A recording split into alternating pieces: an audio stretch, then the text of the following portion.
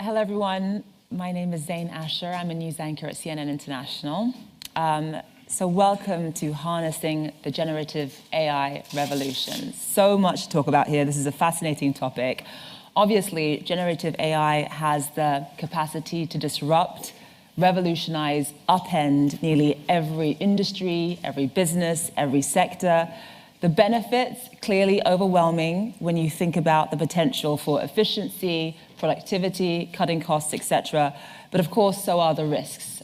Some of the major concerns we're going to be talking about will be about data privacy, potential for bias, that sort of thing. I mean, the list goes on, actually, when it comes to the risks. So I'm going to introduce my panel. We've got Michael Schwartz, Chief Economist at Microsoft. We've also got Nicole Sahin, Founder and Executive at GP, a global employment platform. Gevor Mantashayan, Deputy Minister of High-Tech Industry for Armenia, and Mihir Shukla, Co-Founder and Chief Executive Officer, Automation Anywhere.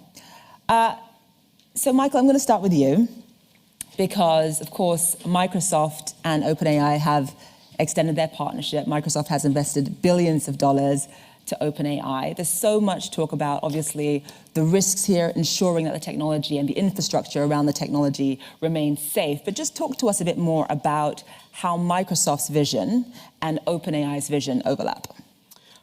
So first of all, I couldn't speak for OpenAI, of course. I could speak for Microsoft. Yes. I think both Microsoft and OpenAI want AI to help people to achieve more. It's Microsoft's mission, but I'm sure OpenAI wouldn't mind.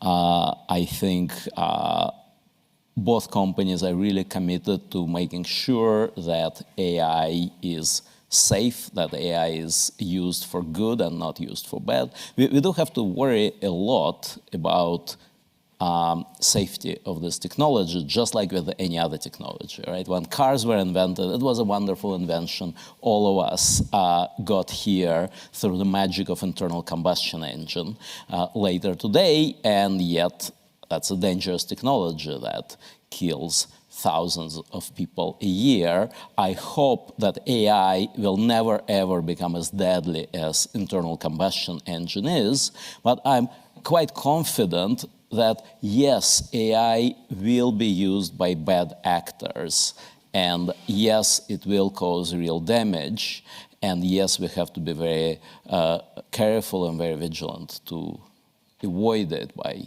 all the means possible. We have to put safeguards. I think people who worry about AI taking away jobs are paranoid. I don't think people should be worried too much about it. It's a good thing when AI makes us more productive. I think we should be worrying a lot more about AI being used by bad actors to cause damage, because please remember, breaking is much easier than building. So before AI could take all your jobs, it could certainly do a lot of damage in the hands of spammers, people who want to manipulate elections, and so on and so forth. And we have to be careful about that. So, Mihir, to Michael's point, I mean, in terms of AI being used by bad actors, what is the best way for companies to mitigate that kind of risk? I think we are learning that. We have about more than 5,000 customers. About 70% of them are already engaged in some kind of a generative AI discussion. And in many cases, we are putting guardrails in place. So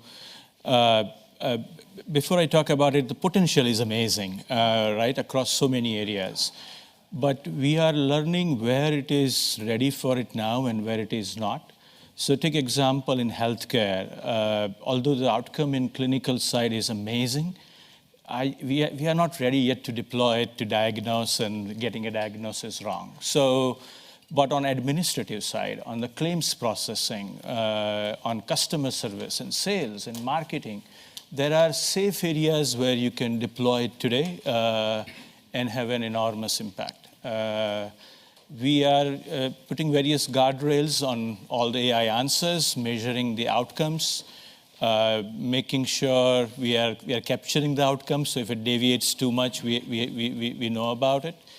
We are also exploring a possibility where some of the AI-generated content, maybe we tag it so that just knowing this is AI-generated content, does it help you understand the pros and cons better and leave it to the reader?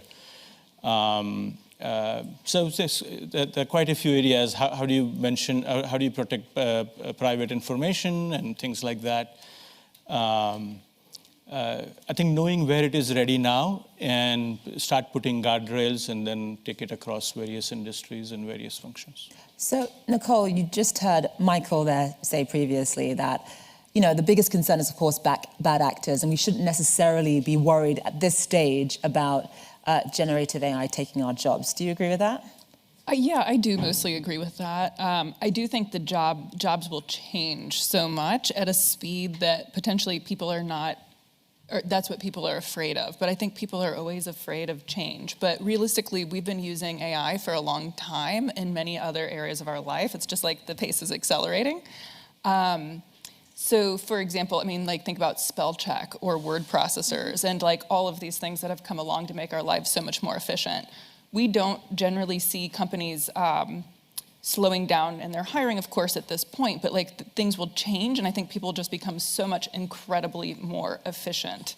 But even things like engineers, there's just not enough. So the more people can be productive in their work, the better off we all are. So it's not necessarily about AI sort of taking our jobs, it's more about the workload and the type of work that will essentially change?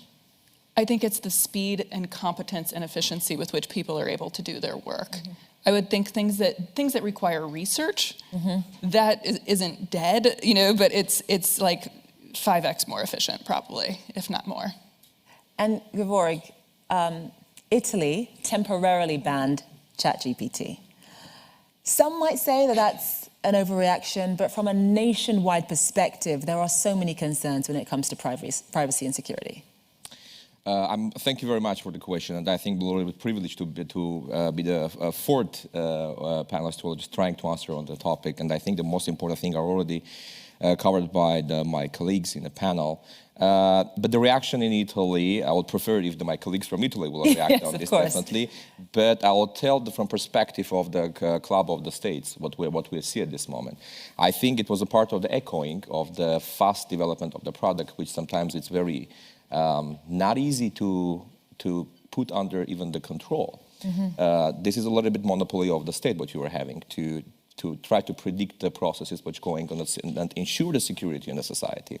And I think nobody can debate on this, that the technology is really fastly growing, and then not necessarily we understand when this will take us. And there is a fear, of course. And we as in the ministry, as a high-tech ministry, we are in an interesting situation that we want to protect the technology, but we also need to protect the society. So the question is the technology harmful for the society at this moment, or the society is already ready?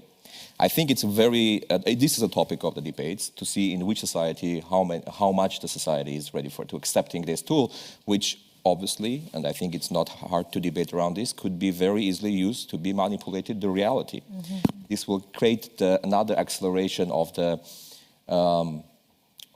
situation when we know a lot of things what's going on in the media by the fake news and the rest. But here we are giving another tool to accelerate the fake news, which is a very dangerous direction, I think. And we need to create the protocols for the use and the application, the AI in the different fields. And I'm echoing the automation or in the medical technologies. This could be the life-saving purposes where the manipulation can still exist, by the way, but if we use the necessary protocols, we could be successful. It's another question, who is controlling these protocols and how we are applying this. Yeah, you touched on a great point about disinformation, for example. It's already a concern. You can imagine how much more of a concern it will be with generative AI. But Michael, to Georg's point, is the technology evolving too quickly? And if it is, how much of a risk, or how much more of a risk is there for early adopters in particular? Well, I don't think technology ever evolves too quickly. But too quickly for us to be ready for it.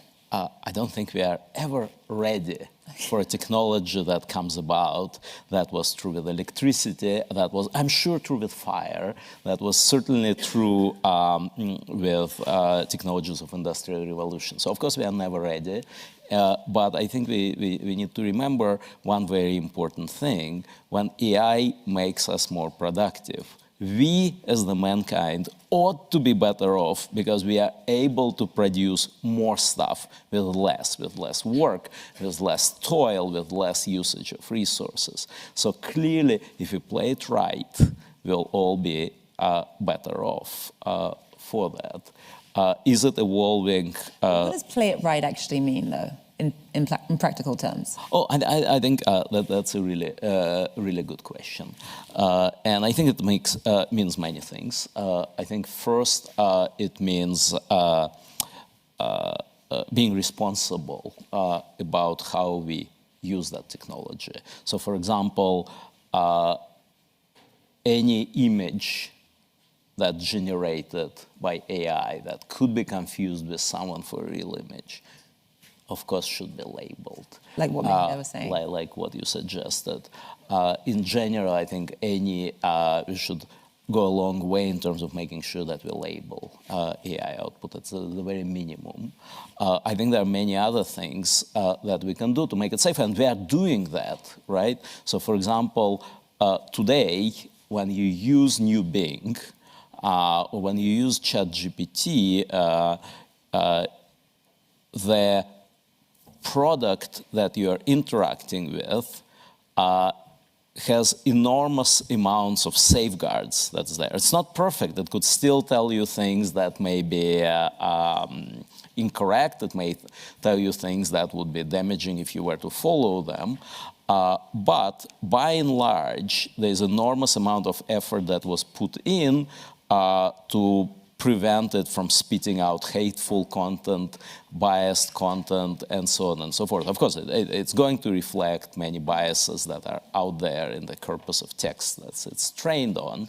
But nevertheless, there's a lot of those investments that are being made. And in fact, if you were to kind of come inside Microsoft or inside of OpenAI and play with the language model in the absence of those safeguards, it would say a lot of things that would be great and on the money, but it would also say a lot of things that would be in various ways unsavory. So, well, you can reduce some of the good and reduce a lot of the bad with those safeguards.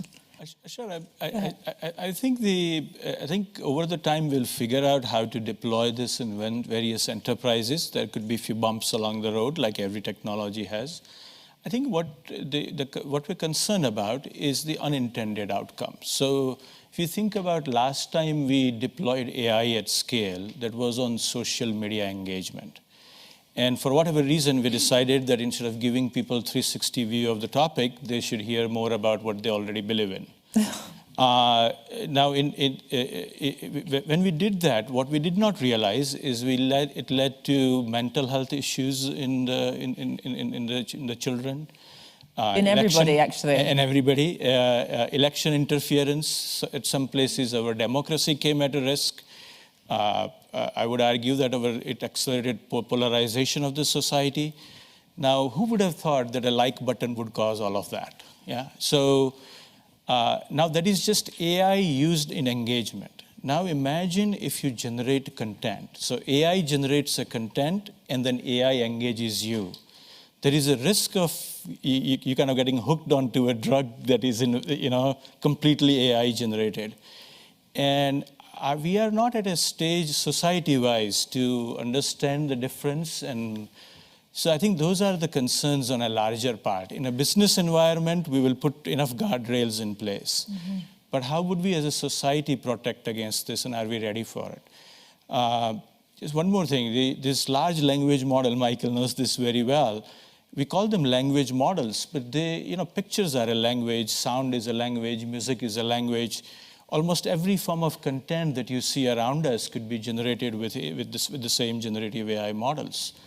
Are we ready for it? In 3 seconds, AI can simulate your voice. And there was a case where a kid called a parent and asked for money, and apparently it wasn't a kid. It was generative AI extorting money. Are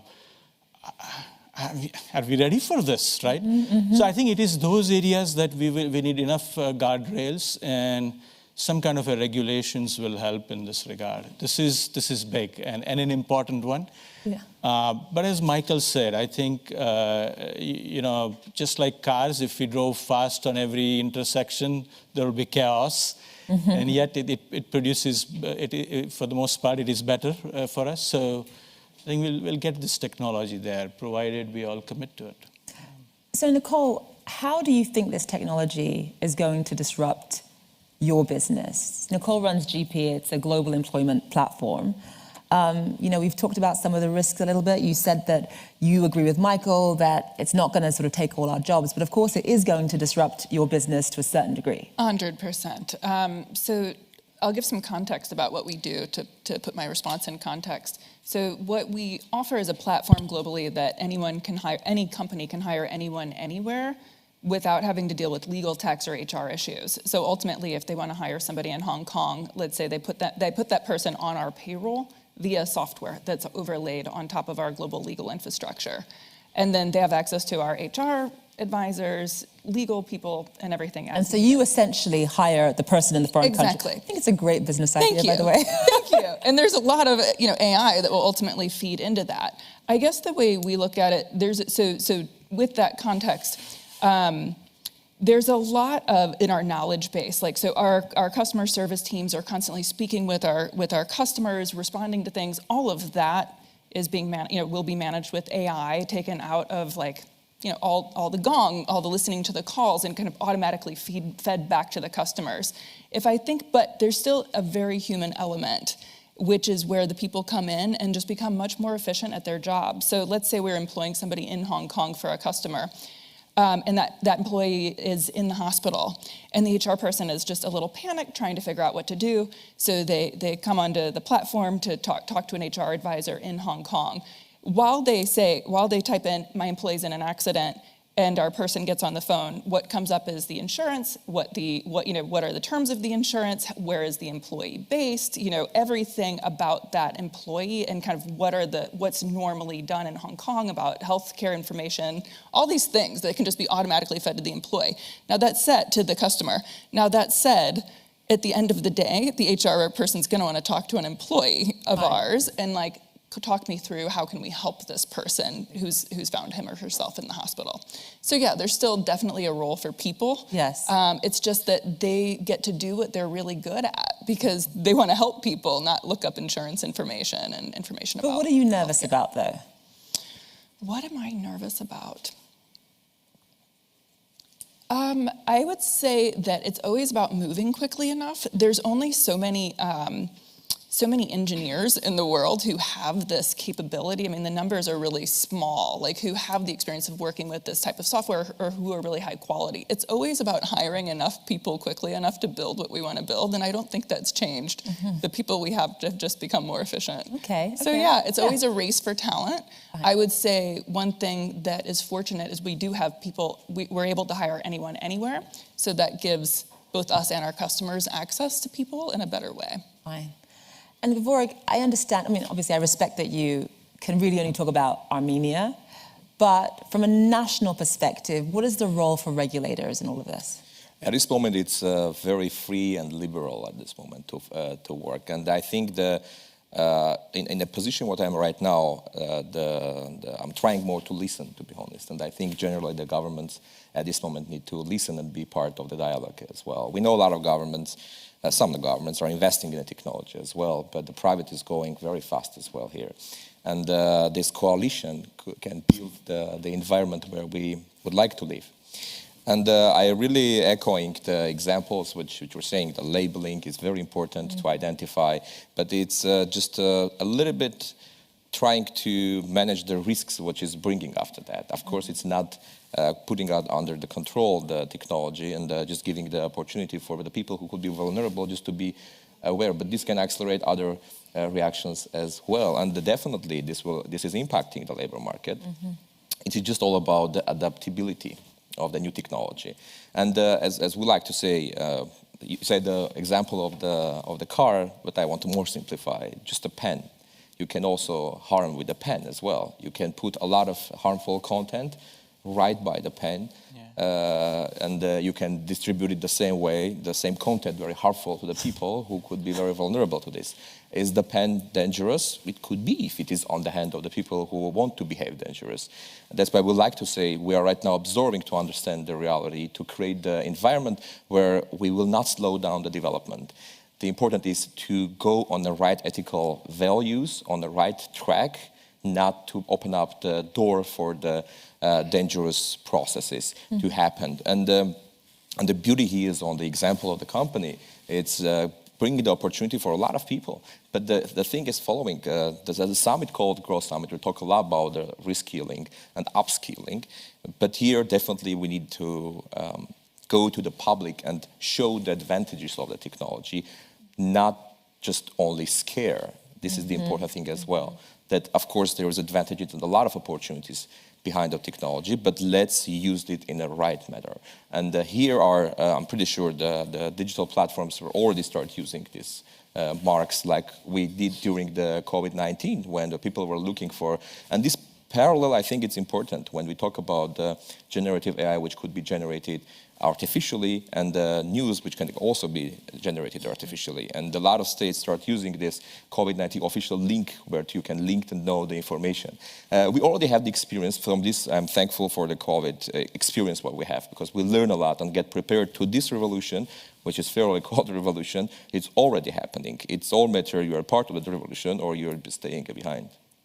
So Michael and Mihir, either one of you can jump in to answer this. Just in terms of the best way to scale, I'm interested, if we're going to talk about the benefits, obviously we spent a lot of time on the risks and we'll get back to the risks again.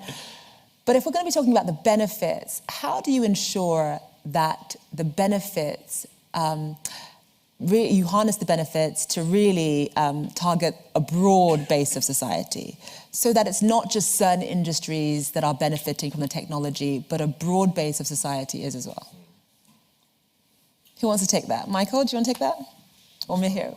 Okay. Okay. Anyone of us? Michael experienced the last days. He was just having a discussion here with different people. So okay. Okay. All right. So I think that it's a certainty that AI will not be benefiting all industries and all people to the same extent. Nothing ever does. Some industries will adopt it a lot faster, some industries will adopt it a lot more slowly. I don't think we could predict who will be the biggest winners there. So for example, in some of the experiments that we did, measuring sort of impact of AI on developer productivity. We did an experiment where some people in the control group didn't have access to GitHub Copilot, and some people in the treatment group did. And there's literally 50% difference in how quickly the people in the treatment group managed to accomplish the task. And those people were the people who benefited the most were actually developers with less experience. So you can say, well, maybe it will reduce inequality because it kind of helps more the guy who is less skilled. That could be. There's also an opposite argument. Maybe it's actually the other way around because the more basic tasks maybe could be fully automated by AI, but things that are more architectural, that require more thinking, large language models couldn't do, because what large language models do, literally, absolutely literally, they take a string of text and then they generate one more word. After that, they forget everything they did before. They take a string of text plus one more word that they generated. So it doesn't even have a state, and it generates the next word. Literally, that is what it does. So how likely is someone who is brilliant in coming up with the next word to replace your job of figuring out your 5-year plan or your 1-year plan on an architecture of something big, right? I don't think it's very likely. So I think it cuts both ways. We don't know kind of where it would be more useful, where it would be less useful. We don't know the speed of adoption. I think that people, I'd like to say that AI changes nothing on the short run. It changes everything on the long run. And the reason that I know that it was true for every single technology that came before. It took decades for people to see significant productivity gains from electricity. It took a pretty long while for smartphones to actually make a difference in the way people do business. And it still didn't fully kind of reach its potential. So same with AI. You're not going to see big productivity impact of AI until you kind of rethink your entire process and the way you're doing business around AI. When you're just kind of trying to make certain pieces a little more efficient by doing things in the old way, there are some gains. But they're going to be relatively modest and relatively slow. So it's only when you redesign the process to take the maximum advantage of what AI can do and leaving people to do things that they are the best at, only then you get kind of the biggest impact. So one more sort of soundbite about kind of how all of us will benefit from AI. I expect, so I have a really good health insurance, and yet, every time I need to see a doctor, especially a specialist, there's a really long wait. And I'm a very healthy person, and still it kind of bothers me. And it's really a much bigger problem for people with less fancy health insurance and who are not in as good of health as I am. So with AI, a lot of tasks that doctors do, and we clearly don't have enough of that medical advice, could be really automated so that we will all be able to benefit from better health through AI. I do think that when you start using AI in small ways, when the doctor has the process that he has and then he augments it with AI, sure, it helps some, but I envision that in the future, it would be really completely different. It would be redesigned. Your first encounter, your first briefing would probably be with AI, where you will talk about your symptoms and AI would ask you intelligent questions. You know that experience? You call nurse helpline and they have a script and they ask you questions and you go like, why are you asking me about my heart? I just broke my leg. No. Sorry, do you have fever? It's like, what fever? I just dropped something on my leg. Or calling the airlines, yes. So imagine if AI could help a little bit in this process, so that you have actually intelligent questions, and then based on those questions, AI tells the doctor, look, this guy needs to do those and those tests, maybe an X-ray, this and this. After he does it, he will talk to you, you will have all the information. That would be much better. That would be a different process. How long would it take to our healthcare providers to get a hang of it? A while, but all of us will be better off. And there are many, many other applications like that. I would say that start with why. Why do we need this? Right? Could we do without? I think the world most of the world has a productivity crisis, in my opinion. So many countries have a less working age population. Not all, there are exceptions. But a large number of countries have has a demographic challenge.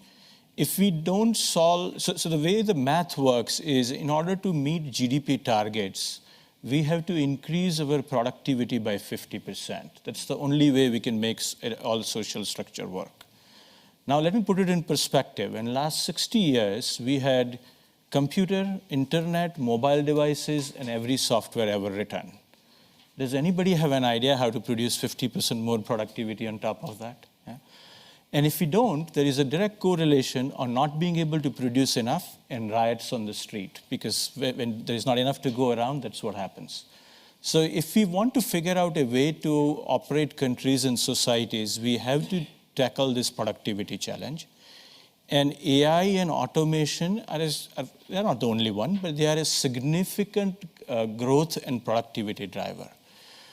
In addition to, so that is, we need it.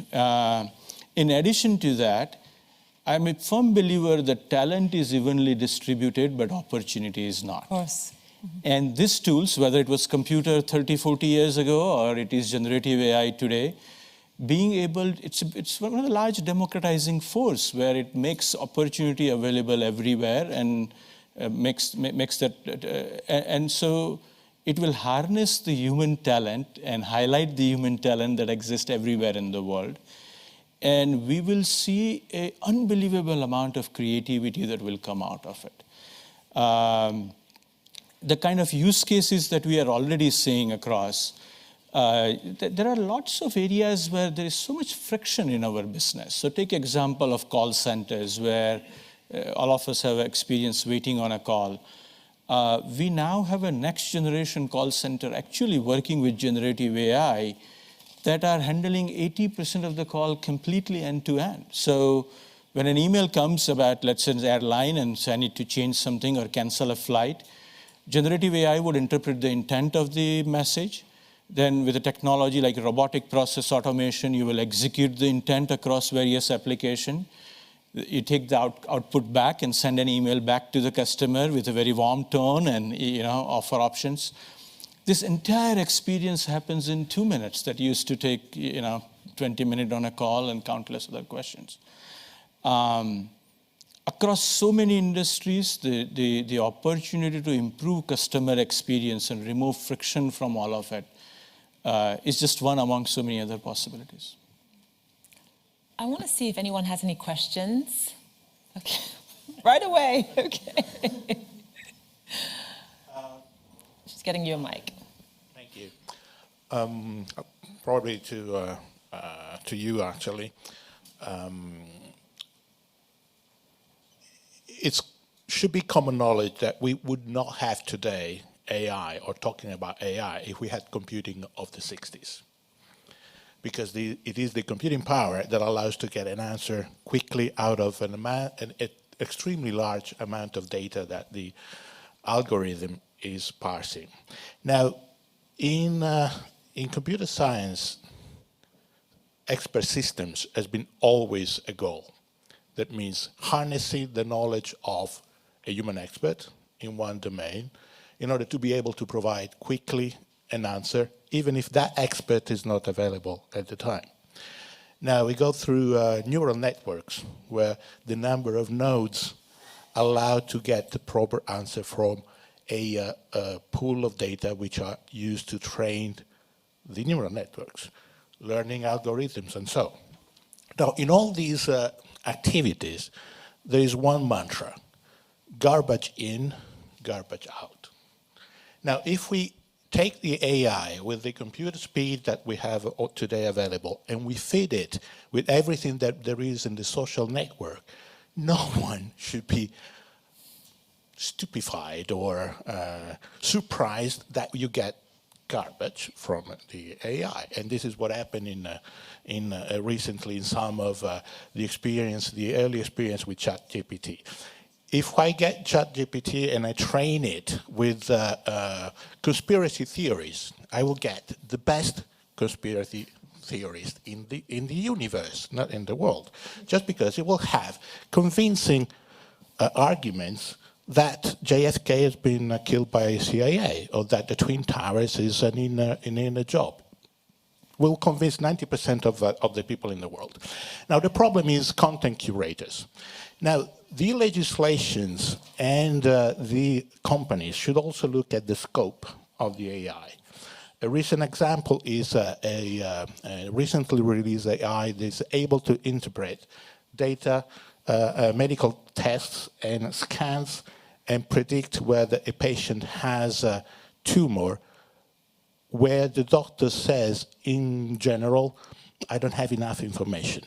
The AI has enough information and is able to say, this guy has tumor. The doctor goes, do extensive tests, additional tests, and indeed the guy has tumor. This is, has been released a few weeks ago. So why not having legislations that determine first the scope, why I'm releasing AI, the content that the AI is fed in order to get its knowledge, and there you go. To the AI that it works on the tumor medical, if you ask him the question, is Hitler alive today, it will say, what are you talking about? I'm looking for tumors. Ask me about tumors. Shouldn't this be a solution? I may. Was that for Michael or? Well, now we can expand it, yes. Okay. I can start. Yeah, go ahead. If I may. Truly in the theory, the topics which are arising, it exists. And that's why we're talking about the importance of application. And that's why I was mentioning about hand-to-hand working, the government and the private here. And it's an ethical part as well, how we use this tool. But the thing is, the technology is going growth. Sometimes we want to observe. I also mentioned that I think the states right now need to a little bit listen, be part of the dialogue to understand where we are going and why. But I will tell you one thing as well. My colleagues saying very openly the application is very important, but there is also artificial general AI which is coming, which is still we need to understand what is it. And it's a hacking of the humankind, and in a different senses. But here I think there is the one thing which we're missing. It's emotional part as well of this product which AI is generating. The history, mankind, the creations what was building, the paintings or the history what was generating and showing the existing of the humankind. There is a lot of things which generated not artificially. It was generated by the real personalities. And right now we're creating the reality where a lot of paintings and the art or whatever we'll call it can be artificially created. And the people who were part of this creation, they might have the emotions. And I'm an economist, I'm not a psychologist, but let the psychologist to explain it. If you go to generally, to divide the people are making decisions rationally or emotionally. And there's a lot of emotions behind the AI, I think, which is creating these fears and driving a lot of decisions. Michael, did you want to jump in on that? I like many things you say. Don't agree with all of them. I think that if legislature were to try to legislate the training set for AI, that would be pretty disastrous. So just kind of one little factoid, every company that I know of in AI space, as far as I know, considers the choices of the training set a trade secret. And the reason that you keep it a trade secret, because actually there's a lot of technology that goes on into figuring out what out of billions of pages that are out there should be used as part of the training set and what should not be. And it's very complicated. So if a Congress were to make those decisions about training sets, good luck to us. So that's, I think, part of the answer. So part of the answer, I think your point that, hey, there's a danger that AI will like convince everybody of something completely erroneous, that's definitely true. The same thing could be said about the World Wide Web. And in fact, when the World Wide Web just kind of appeared, the quality of web pages was actually quite a bit higher than it is today, because nobody was trying to, there was very little commercial components, so people were just kind of saying things that seemed important for them. Later on, you have search engines, you have search engine optimization, and you have a lot of websites that do a lot of gaming and very questionable content and so on and so forth. Same problem with AI algorithms. There will be a lot of spammers who would generate content hoping it will get into an AI model and get AI model to recommend your product to people. That's a real problem. And people in companies that develop this technology are already thinking how to fight that kind of spam. So definitely there are technological solutions for that, and definitely we are very aware of the problem and taking steps to prevent. I said one thing that although the world is aware of only few such models, there are hundreds of generative AI models in works with various outcomes. So it is complicated to figure out how to regulate all of them. Yeah. Any other questions?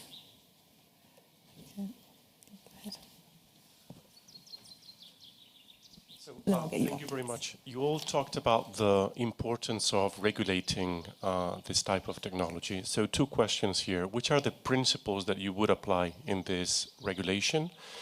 And second, building on the example of the cars, the issue is that when you go to a different country, you are perfectly aware that you're driving in the UK or in the US or in continental Europe. When you're using AI, you don't know where that AI is being generated. So if the rules are not global, it might be very difficult to apply the same rules. So how would you go about solving this?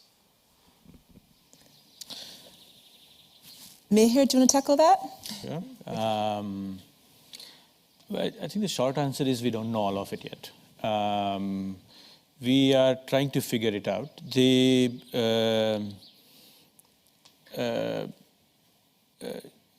I'll point, I think the challenge we face, just to put it in perspective, there is a difference between a knife, an AK-47, and a nuclear bomb. They all have very different destructive power and a scale. The challenge with this technology is the speed and scale at which it can affect so many things in a way that we cannot control. So we need the rules and regulations around it is very infant. We will have to tag, at least what is being discussed right now is to tag things and tag by locations and maybe make sure that what one AI generates is not consumed by other. Otherwise, can you imagine, one will generate and other will consume, and they'll make it believe in anything they want it to believe, right? So, and specific areas in healthcare, like pick healthcare or logistics and various areas where it is safe to apply and where it is not safe to apply. Various logging algorithms. So in certain cases, all the output that we produce in various countries out of generative AI, we keep it locally. We monitor all the outputs routinely today, early days, but today we monitor it and see if it is deviating too much out of the mainstream. There is significant security concerns. So if you hacked into your generative AI, could you make your entire organization believe in something else? So new security restrictions and watching over generative AI platforms that we deploy. Those are just a few areas that we are exploring. But in this area, almost every week we are evolving new guidelines as we deploy. So is it more about, when it comes to regulation, where the AI is generated or where it is consumed? Especially when it comes to GDPR privacy rules in Europe, for example. Isn't it more about where it's consumed as opposed to where it's generated? I mean, Michael, do you want to take that? Well, so I think there's kind of a normative question and there's a legal question. So let me address the normative question, right? So I love the question of what should be our philosophy about regulating AI. Clearly, we have to regulate it. And I think my philosophy there is very simple. We should regulate AI in a way where we don't throw away the baby with the bathwater. So I think that the regulation should be based not on abstract principles, but on kind of, as an economist, I like efficiency. So first, we shouldn't regulate AI until we see some meaningful harm that is actually happening, not imaginary scenarios. Once we see that, hey, there's real meaningful harm, but we should wait until we see harm before we regulate it? Well, I would say yes, because we could not predict where the real harm would be, what the real problems would be. So I think that at least the first time we started, say, requiring driver's license, it was after many dozens of people died in car accidents, right? And that was the right thing. If we would have required driver's licenses where there were the first 2 cars on the road, that would have been a big mistake. We would have completely screwed up that regulation. So it has to be at least a little bit of harm so that we see what is the real problem, right? Is there a real problem? Did anybody suffer at least $1,000 of damage because of that? Should we be jumping to regulate something on a planet of 8 billion people where there is not even $1,000 of damage? Of course not.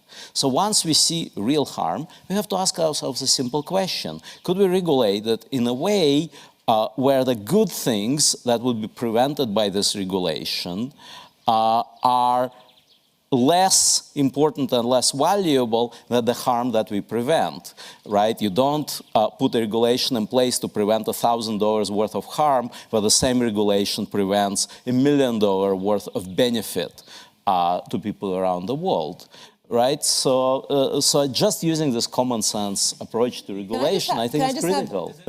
technologist, two fellow technologists here, I think I agree with Michael that over-regulation could hurt innovation. But I think it makes sense, just like ChatGPT is going through its version. You can start looking at some regulations, very simple ones, like just start tagging things or something like that.